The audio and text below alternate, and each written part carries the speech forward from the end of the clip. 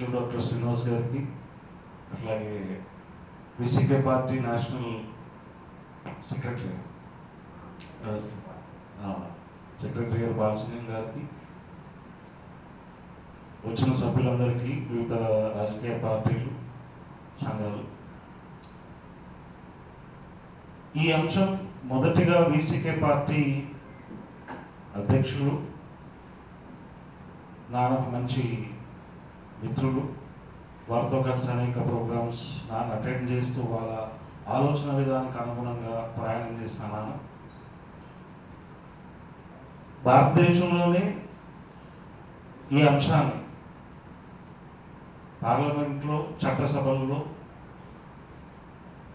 South ఇండియాకు సంబంధించిన అంశాలను లేవనెత్తుతూ అక్కడ సీట్ల సంఖ్యని పెంచే అంశాన్ని ముందు తీసుకొచ్చారు.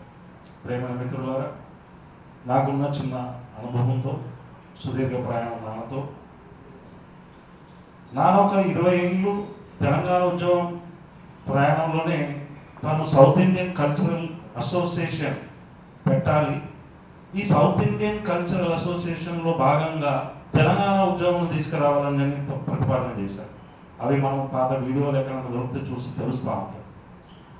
South Indian culture and north Indian culture, దాంట్లో చాలా డిఫరెన్సెస్ ఉన్నాయి. ఆ డిఫరెన్సెస్ ఏంటి అని డిఫరెన్షియేట్ చేస్తూనే మనము తెలంగాణ ఉద్యమం దీంట్లో భాగంగా తీసుకురావాలి అని చెప్పి ప్రతిపాదన చేశాం. సో ఆ అంశాన్ని ఈరోజు మనం కేవలం సీట్ల సంఖ్య పెంచాలని చెప్పి మనం ప్రతిపాదనతో ప్రజల ముందుకు వెళ్ళే ముందు మన పాత అనుభవాలు గుర్తుపెట్టుకోవాలి. ముఖ్యంగా తెలంగాణను చూసినప్పుడు ఏ ప్రాతిపదికగా మనం 1971 ప్రాతిపదికనే సీట్ల సంఖ్య పెంచాలని డిమాండ్ మనం ముందుకు తీసుకొస్తాము. కానీ వాళ్ళు చెప్పే ప్రతిపాదన ఎలా ఉందంటే ప్రోరేటా బేసిస్లో చేస్తాము అని ఒక ప్రతిపాదన ముందుకు తీసుకొచ్చారు. బహుశా శివరాత్రి రోజు జీలకర్ర అది తమిళనాడులో చెప్పడం జరిగింది సార్. మనం ఇక్కడ చూడాల్సిన అంశం ఏంటంటే అశ్వత్థామ అటహ అన్నట్టు ఎప్పుడెప్పుడైతే ఇలాంటి ఉద్యమాలు కానీ ఇలాంటి ప్రతిపాదనలు కానీ మన డెమోక్రటిక్ ఫ్రంట్గా ఉండి ముందుకు తీసుకొచ్చిన అంశాలు ఇలాంటి ప్రోరేటా బేసిస్గా తీసుకొస్తామని చెప్పి అక్కడ ఆపారు. కానీ మరి ఏ ప్రాతిపదికంగా తీసుకుపోవాలి? ఈ రోజున్న పరిస్థితుల్లో మళ్ళీ ఈ ఉద్యమాన్ని ఉద్యమ రూపంలో తీసుకెళ్లాలా, లేకపోతే రాజకీయ పార్టీలుగా పార్లమెంట్లో చర్చించాలా? ముఖ్యంగా ఇప్పుడు మనం చూసినప్పుడైతే ఇక్కడ రాష్ట్ర ముఖ్యమంత్రులను ఇన్వైట్ చేసిన స్టాలిన్ గారు అన్ని పార్టీల నుంచి వెళ్ళారు. కానీ ఈ ప్రధానమైన పార్టీలన్నీ కేంద్రం ఎక్కడ ఉన్నాయి? నార్త్ ఇండియాలో ఉన్నాయి. ఆ పార్టీల నిర్ణయంలో భాగంగా వెళ్ళాయా, లేకపోతే చీఫ్ మినిస్టర్గా మా స్టేట్ని రిప్రజెంట్ చేస్తున్నాం అని చెప్పి వెళ్ళారు అనేది చాలా ఇంపార్టెంట్ అయిన అంశం. ఇక్కడ తీసుకోవాల్సిన అంశం ఏంటంటే ఈ పార్టీలు ఏవైతే ఉన్నాయో, మిగతా కమ్యూనిస్ట్ పార్టీలు తీసుకోండి, ఈరోజు వచ్చి నిలబడ్డ కాంగ్రెస్ పార్టీ తీసుకోండి, ఇది వాళ్ళ పార్టీలో చర్చ జరిగిందా, వాళ్ళు ఈ ప్రతిపాదనకు అనుకూలంగా ఉన్నారా లేదు? మళ్ళీ పేదవర్గాలే మనముగా ఉద్యమాలు చేయాలా? ఇది అనేక రూపాలు ముందు తీసుకెళ్ళాలి. ఇది కేవలం పార్లమెంట్లో చర్చను, లేకపోతే గ్రామ స్థాయిలో చర్చను. తెలంగాణ ఉద్యమం సుదీర్ఘంగా 60 ఏళ్ళు నడిచింది. కానీ ఈ పార్లమెంట్లో సంఖ్య పెంచడం అనేది అప్పుడప్పుడు రావడం పోవడం జరుగుతూ ఉంది. దీన్ని ప్రధానంగా తీసుకెళ్లాల్సిన బాధ్యత మళ్ళీ ఎవరి మీద ఉంది? అది రాజకీయ పార్టీల, ప్రజా సంఘాల, మనలాంటి మేధావి వర్గమా? సో దీని మీద కూడా చర్చ జరగాలి.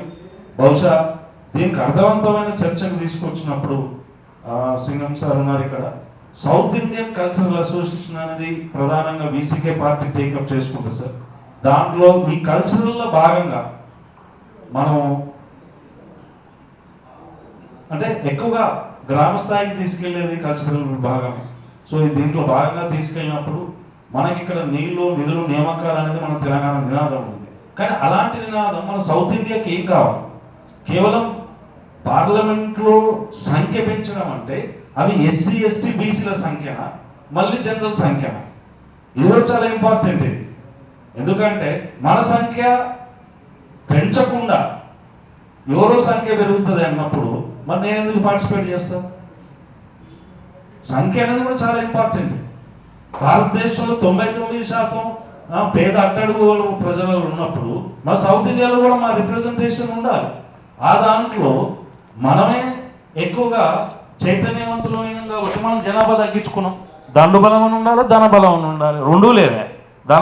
దండుబలం పెరుగుతుంది, ధనబలం లేదు. ధనబలం ఉన్నోనికి దండుబలం లేదు. కాబట్టి ఇక్కడ నా ప్రతిపాదన అంటే నాకున్న అనుభవ ప్రతిపాదన ఏంటంటే పెంచే సంఖ్య కూడా అది బహుజనులదే ఉండాలి, మన ఎస్సీ ఎస్టీ బీసీలదే ఉండాలనేది మన ప్రధానమైన అంశంగా వీసీకే పార్టీ తీసుకోవాల్సిన గా నేను భావిస్తూ ఉన్నాను. దీనిపైన కూడా మనం విస్తారంగా చర్చకు తీసుకెళ్ళినప్పుడు మాత్రమే మనం దాంట్లో ఈ ఉద్యమంలో భాగం కావాలా. ఎందుకంటే పార్లమెంట్లో బిల్లు పెట్టాలి అనే తెలంగాణ ఉద్యమం ఇది అంతే, అలాంటి ఉద్యమం లాంటిది. సంఖ్య పెంచండి పెంచొద్దు అని ఎవరు కొట్లాడతారు? మనమే కొట్లాడాలి గ్రౌండ్లో. కాబట్టి ఈ ప్రాతిపదికన కూడా ఒక చర్చ జరగాలని చెప్పి నేను కోరుకుంటున్నాను. ఈ అవకాశం ఇచ్చిన మా ఫౌండేషన్ సభ్యులు మరియు మిత్రులు సభాధ్యక్షులు జీలకర్ర శ్రీనివాస్ గారికి, అట్లాగే వీసీకే పార్టీ నేషనల్ సెక్రటరీ గారికి, అట్లాగే మా సూర్యప్రకాష్ బిఎల్ఎఫ్ అండ్ అంతకుముందు నాన్నతో కలిసి అనేక ఉద్యమాలు పోరాటాలు, అట్లాగే మా ప్రభంజన్ అన్న గారికి, మిగతా సభ్యులందరికీ ధన్యవాదాలు. Thank you very much. Thank you sir.